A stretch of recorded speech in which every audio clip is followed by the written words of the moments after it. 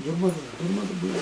Слава Богу, Господа. Днес да бъде помощ, съм така да говоря в една тема, по-скоро за християните се отнася, да не се съмняваме в любовта на Бога. Защото каквото време да става, знам, че Бог същия той ме обича, Бог каза няма да остане, няма да забравя. И така в Йоан 3:16 празнатен стих така, защото Бог толкова възлюби света, че даде своя единороден син, за да не погине никой, който вярва в него, но да има вечен живот. Понеже Бог не е пратил сина на света, след света, да бъде света спасен чрез него. Това е задния стих, разбира съм.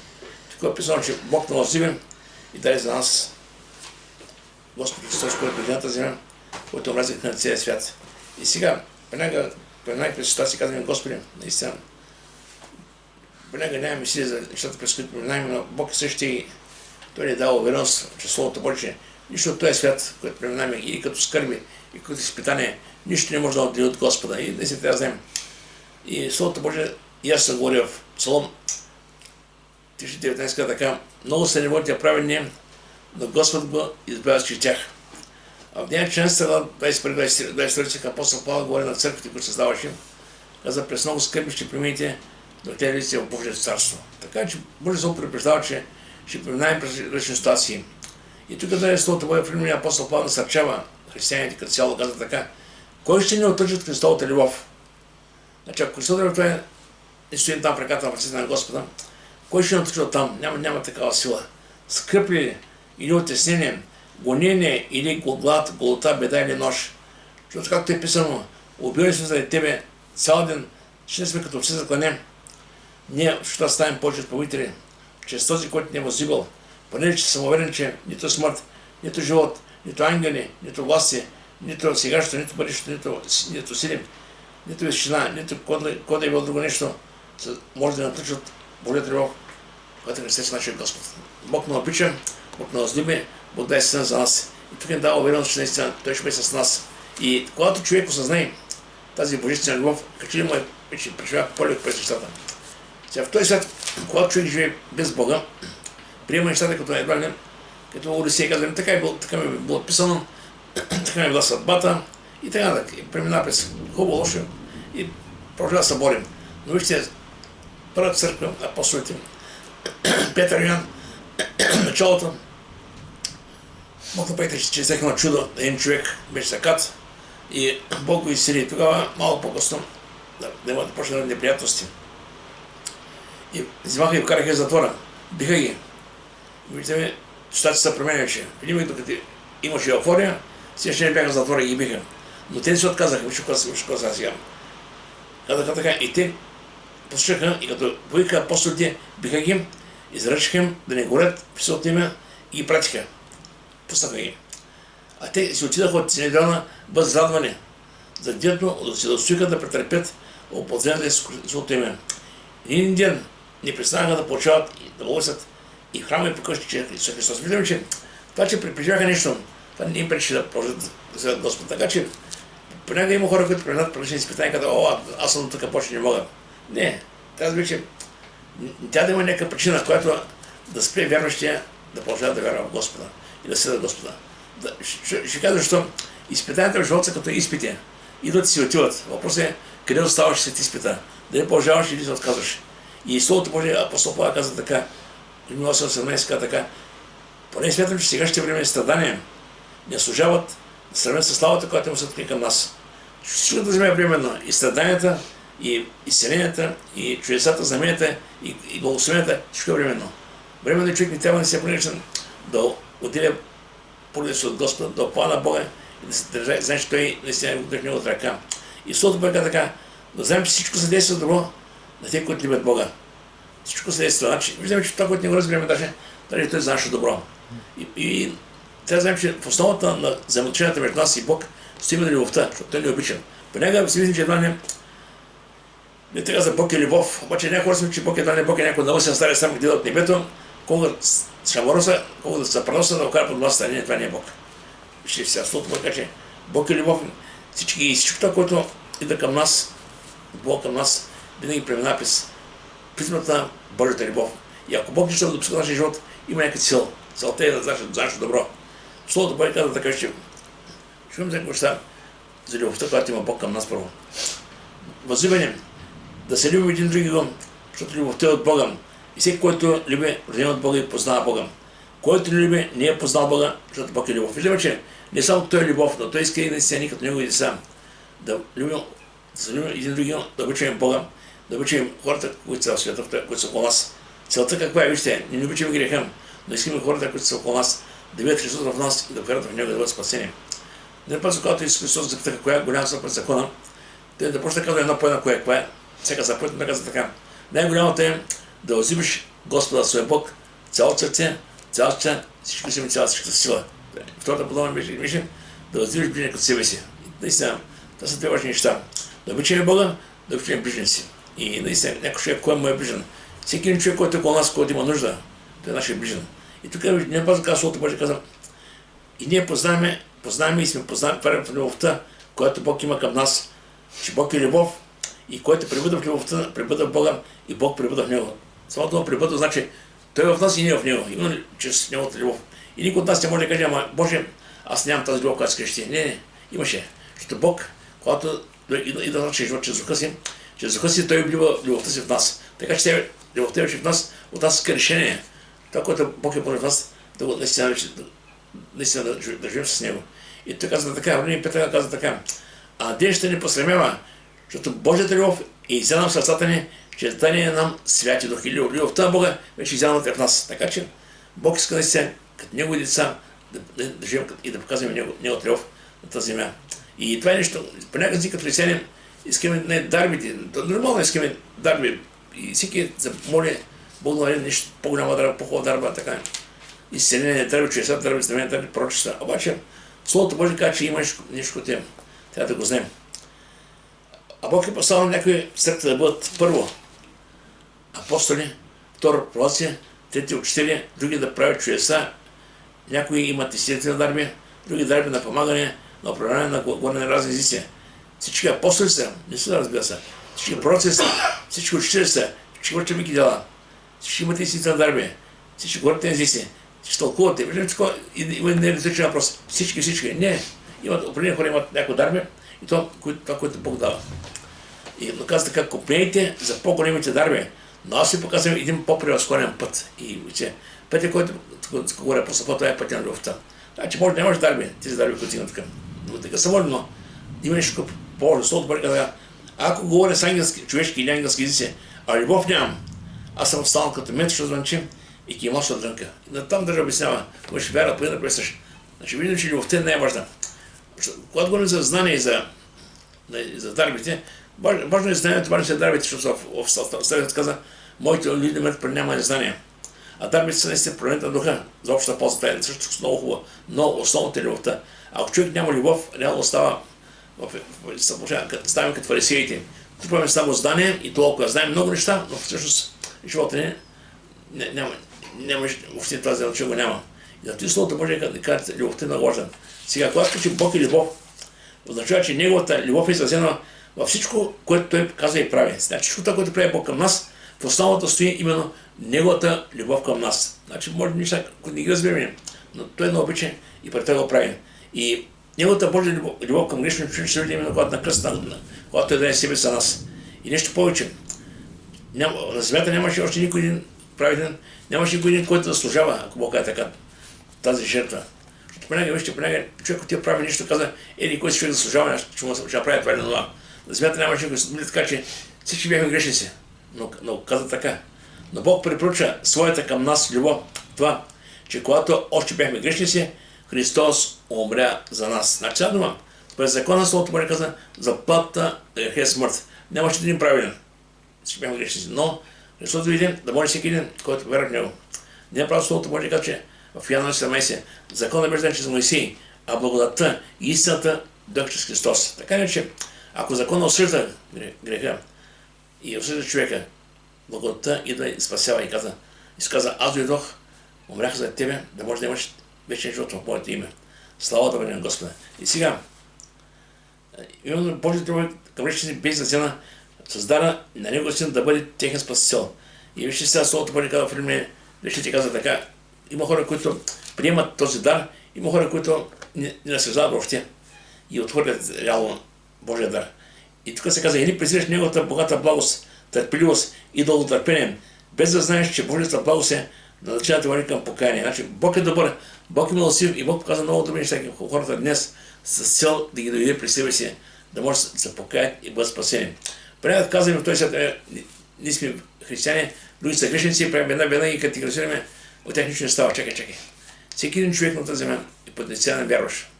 Ако е при Господа и се покая, става веднага наш брат в Господа. Ако е това остане така, това е неговото решение. И тук Словото Божие казва така: Бог обаче, който е богат с милост, поради голямата любов, с която ни възлюби, даже когато бяхме мъртви, че с престъпленията си са живени заедно с Христа, по-благодат спасение. Сега дума всеки от нас, той свят е бил мъртъв в греховете си, след това че бяхме грешници. Но именно Христос дойде на тази земя и чрез вяра в Него вече имаме наистина тази вяра, чрез която идем при Господа, и Бог да съживява, Бог да наважда и не дава вечен живот. И ставаме част от Божието семейство. Това е нещо уникално. Ако преди си бил роб на греха, слуга на греха, живел си без да имаш никаква алтернатива, пътник към ада, това е самата истина. Може си много успешен в този свят, може да всичко, ако Бог нямаш нищо. Всичко е вятър, всичко е суета. И ти казва така: това вие не сте вече странни и пришелци, но са съграждани на светиите и членове на Божието семейство.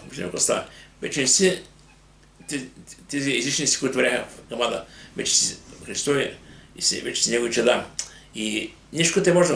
Тази любов, която Бог изява у нас, чрез Духа си, той иска да бъде част, да бъде взаимоотношението между нас. Значи, самото християнство е дани с взаимоотношение.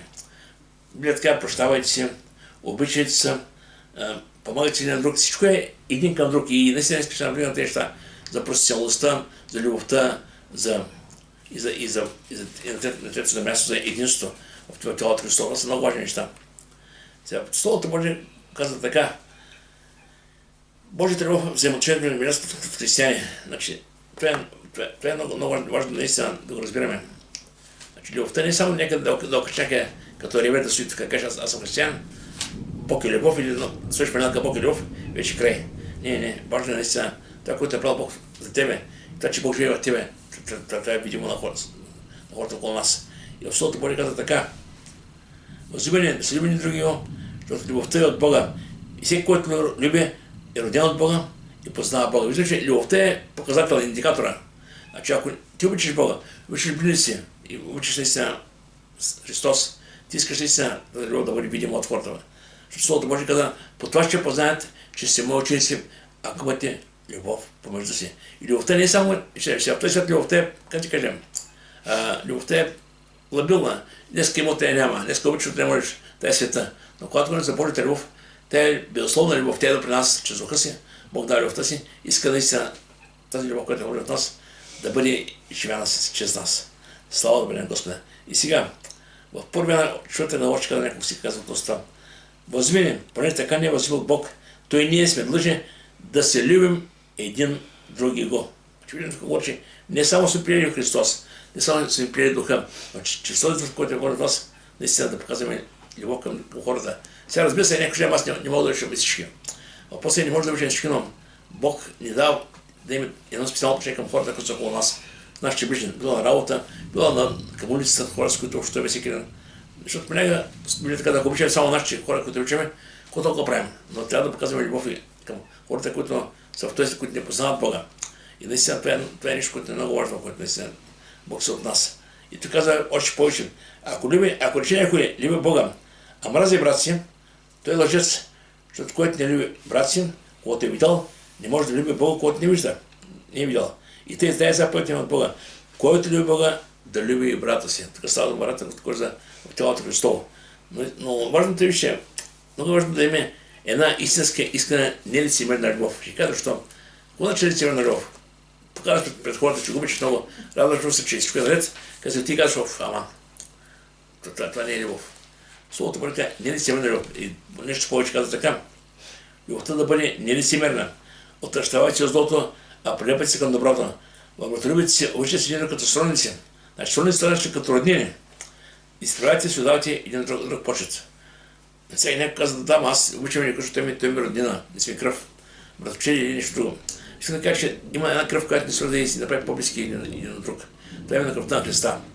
Те беше прията за нас и ние да им чрез тази кръв вече наистина имаме възможност да бъдем в небето. И това, което не прави наистина така, дава ни така още повече разновение. И сега Словото, като каза, не е лицемерна любов, това е много важно, не е лицемерна. Любовта да не е за пред хората, но наистина да прави за пред Бога. Вижте, Бог вижда всичко. Понякога по-човешки казваме наистина, понякога изправим сметка, така ще правим, така ще правим. Това са наши правила. Но Бог казва, бъди, обичай хората. Той на другите това, което искаш другите да правят на тебе. Така че, бъди добър, показвай любов.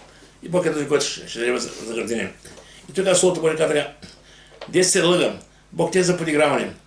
Нали, когато посее човек, това ще е да пожене. Значи, ако човек мрази, прави лоши неща, и той не свършва на главата му това.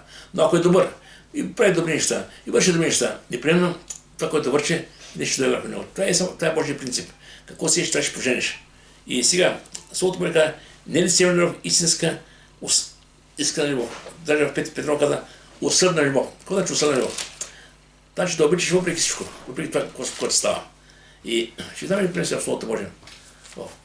Първо Петро каза така. В Първо Петро, 4 глава, 7-8 стих. Така. А краят на всичко е наближил, и те живейте разумно и трезво, без да се предават на молитва. Преди всичко имате усърдна любов, помежду си, защото любовта покрива множество грехове.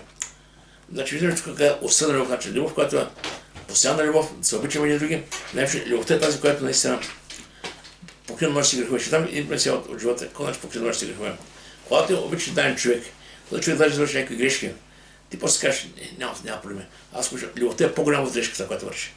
Така че, даже няма забравя, когато учим в Библейска академия, лектора каза така, представете си, ето, момче момиче ходят като приятели. Преди ти я харесваш нея и приемаш удоволствие на гости, учиш при тях на гости. И тя прави кафе, кафето малко загоряло, ама ти кажеш, не е толкова голям проблем сега. Кажа, мен е по-важно човек, който обичам той до мен. Погледите не е в това, което върши, а в това, което е човека.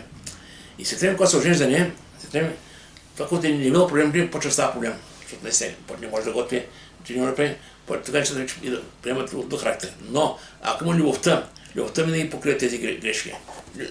Когато има и понякога проблемите точно когато любовта охладнява и когато любовта, ако мога така, изчезва. В Притчи 10-12 казва така. Притчи 10-12.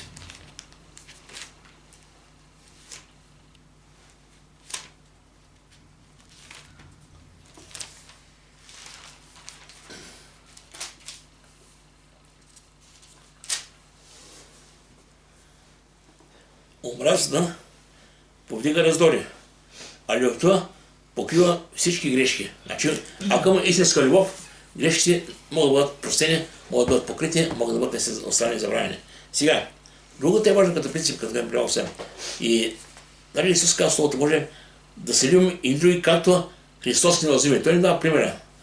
Христос не обича безусловно. Той дойде на тази земя, умря за нашите грехове, възкръсна, проповяда, получава при това и върши много неща. И истински бъде за едни християни, казвам при-малко, любовта към другите, не към себе си, към другите. Сега има и учения, които казват, трябва да се обичаме много сами. Не знам как се обича сам. Това значи себелюбие. И трябва да обичаш другите. Когато ти обичаш другите, и ти другите ще обичат. Така че, това е важно да го вземем. Сега, в Коринтия 8 Словото Божие казва така, знанието възгордява, а любовта назидава. Значи, добре, че го трупа знание, но ако това знание само го трупаш и без да живееш евентуално това, което учиш, това почва полека нека да ти дава гордост. Аз знам повече от другите, аз съм повече от другите, както беше фарисея на ибриника. Фарисея каза пред Бога, Боже, аз че знам като другите хора, най-вече като е като аз съм правилен, правя това. А другия каза, Господи, прости ме грешника. И он дете каза грешника, той получи милост. А този дете каже, аз правя много неща, защото се следи дома си такъв както е. Това, че трябва да е ясно разбиране, кой иска Бог от нас. Смирение, кротост, се обичаме, как любовта е много важна. Тя е именно дадена от Бога в нас, да можем чрез нея да обичаме хората, които са около нас. Онзи, който не пожени и своя син, да го предаде всички, как ти ще ни бъде заедно с него всичко? Виждаме, че това, което има нужда, Бог е този, който има ангажимент да го представи, да го даде. Както той каза, вие, които се ези природа, ако те ти поиска хляб, няма да еш камък, поиска риба, няма да еш змия. Колко че Бог няма да е добре ще да се ходи към него нощ. Така че, другия фактор, който съм накратко, това е посоциалността. Значи, в основата на професионалността си отново любовта. Ако човек обича даден човек, ще прощава. Ако не обича, ще държи ким. Ще каже, не иска да прощавам. Искам така ме по-добре. Ама искам да кажа, ако човек не прощава, рискува. Закорява сърцето си пред Господа. Защото Словото Божие казва, ако ви не прости, аз не ме простя. Тогава какво правим? Не може един християн да приел Бога, да стои в непростителност. Това не е добре. Не говори добре за него. В Пример 6 глава, Женската казва така, защото ако не простите човеците съгрешенията им, той небесният Отец не ще прости на вас. Но ако вие простите съгрешенията им, той вашия Отец няма да прости вашите прегрешения. Виждаме, че прошката от Бог към нас малко и много зависи от самото отношение към хората, които не се могат да дадат. Има една притча там в Матея 17 глава, там описва, когато един големец прощава на своя по-нисък по длъжност, прощава една голяма сума и го пуска. А този по-малък има някаква малка сума, да има своите задължници, той не го прощава, го праща в затвора. И тогава наистина този дете най-горе казал, Йоатка сега, аз трябва да ти пъти сега отивай там, затвора ти да ми души моите. И така каза аз всеки, който наистина не прощава от сърце. Така че важно, прошката е важна. И сега при него има тази прошка, която човек може да тая в себе си като непростителност, те може да напречи в него мъртвен живот. При него хората може да кажат, аз съм моля, ама нямам отговор. А чакай, прегледай живота си, може да имаш нещо, което те бъде наред. Марка 11 глава, 25 си казва така, Марка 11:25. Казва така. И когато се изправите молитва, прощавайте, ако имате нещо против някого, за да простил и Отец си, който е на небесата, вашите прегрешения. Но ако ви не прощавате, Отец си, който е на небесата, ще прости вашите. Значи, да човек може да си мисли, че се може да живее така, без да прости. Той да има сърце гордост, себелюбие, закоряване и да мисли, че това е нормално отношение. И в един се моли и няма почваща до Бога. Защо? Бог иска наистина нещо да падне. Тая крепост да падне. Словото Божие казва, ако не ще гласа не закорявай сърцата си. Гордостта е страшно. И това, което кара хората да не прощават именно гордостта. Обаче в Римляни 12 глава, Словото Божие не говори за това единствено, което трябва да има. И това е само чекана. Да, за професионалността още. В Матея 18 глава 35 стих, малко казах причетам. Там казва много ясно. Ако човек не прости от сърце и не изчисли сърцето, то остава там. И знаете, приемах един брат, който каже така, аз прощавам, макар не забравям, каза, но това не е близко. Ако ти постоянно помниш кой е пал и това е в сърцето и казваш, всеки един момент, който го види, си спомня за това, което е направил, и то остава в тебе като горчив корен. Така Словото Божие каза така, така и мой небесен Отец ще посъби с вас, ако не простите на сърце, всеки на брат си, говори, че този човек да ходи там, в тъмницата. Така че може да ще ги разберем неясно. Сега, ученици го питаха, имаше момент, казаха, Господи, доколко да прощаваме. И знаете защо? Аз викам си, добре, те бяха 12 човека там, 12 мъже. Имаше жени, които помагаха. Сигурно те са сигурно са някакви проблеми и те помежду си. Сигурно някой е казал нещо, може да са навлени съзнателно. Обаче е Филимик и си им каза как трябва да се обходят, как трябва да се прощават. И тук, аз да си казвам, внимай на себе си, ако се прегреши батите си, моли го, ако се покая, прости му. И 7 пъти на ден, ако се загреши, и 7 пъти се обърне към тебе и казва, покаям се, прощаем му. Даже не се казва Словото Божие, Петър каза, 7 пъти не казва, 70 пъти по 7. Значи, виждаме Словото Божие, означава да се молим, да се прощаваме един други и да продължаваме напред. Защото няма безгрешни хора. Безгрешен е само един, само Бог. Така че от нас иска с вяра в Господа да продължаваме напред. И не само да прощаваме така просто повърхностно, но осъзнавайки какво е направил Христос за нас. Какво е направил Той за нас и това е да бъде мотивацията ни. Защото нито от нас няма тази може да кажа добра черта, с която да каже, аз бях толкова добър, че Христос дойде да влезе за моите грехове. Няма как да се нещо. Всеки от нас е бил грешен. Но каза така, бъдете благи един към друг и си прощавайте. Прощавайте един друг, както Бог Христа е простил на вас. И когато така Бог ни прости безусловно. Така иска и ние да прощаваме един на друг. И после проща нещо, към което трябва всеки от нас да се стреми. Има някои трябва да отпаднат, за да може да се проща един на всяко огорчение, ярост, гняв, вик, хула, вземам всяка злоба да се махне от вас. Значи ако оставим тези старите неща в нашия живот, да тъят си още там, винаги ама той е такъв, някакви аргументи поради някой да им простим. Това не е добре. Аргументът да простише Христос. Той е говори за нас да може ние прощаваме, както Той ни прощава за нас. Другото е важно. Ако си християн, трябва да умееш да простиш на всеки. И другото е единство в църквата, единство. Че любов, простителност е единство, това са фактора, които иска да споделя сега. Единството е важно, вижте, когато Яна Сина села, Исус се молише на Отец, той се молише не само за своите апостоли и своите последователи, които бяха симал там, но се молише за нас, които почти да повярваме. И каза така, и не само тях се моля, но за ние, които биха повярвали в мене чрез тяхното учение. Значи каза дума и за нас. И кога Словото Божие каза? Да бъдат всички едно, както ти, Отче, си в мене, и аз в тебе, те и те да бъдат в нас, за повярва света, че си ме пратил. И славата, която ти ме даде, аз си дах на тях, за да бъдат едно, както ние сме едно. И аз в тях и ти в мене, за да бъдат свети съвършени в единство, за да познаем света, че си ме пратил и се възил от тях, как се възил. Не виждам тук на тези стихове горе, да бъдат едно, как се възил, така се възил в тях.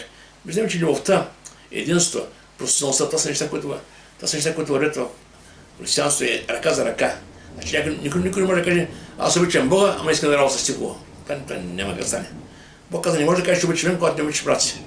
И относно прошката, Бог каза, ако ти ме простиш, аз няма да ти простя. И тогава човек трябва да замисли, струва ли се за някаква мемориетна история, там някой нещо бил казал малко или нещо и голямо, някой няма значение, волно и неволно. Някой да дадеш ким на някого, да кажеш, няма да простя вече. До края света. Защото, знаете, има хора, които в света да познавам, които цял си прощават, братя, всички братя си прощават. Някой казал на някого и така се отиват в този свет новата. Но това е страшно. Когато сме за християни, ние трябва да ме прощаваме.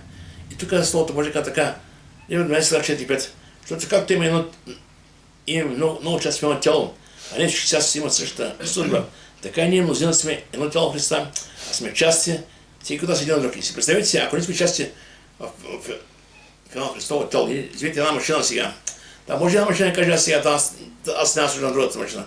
И тъжно му кръва няма да помня другото. Сега дума всяка част, тя е сама за себе си, но е част от една голяма машина. Така е Христово тяло. Всеки нас е част от Христово тяло и би трябвало да това, което мотивира да служим на друг е именно любовта към Бога и вярата в Господа. И трябва да се прощаваме, трябва да се учим да ходим в единство. И Словото Божие каза, да няма каза раздори между вас. Раздори, раздори може да навсякъде, обаче църквата не е добре да има. Знаете, винаги хора са различни. Ако ще аз съм прав, си крив, но къде кажа, когато има църква, има общение, този, който не прави Бог. Ако има някакви проблеми, трябва християните помощите си го правят.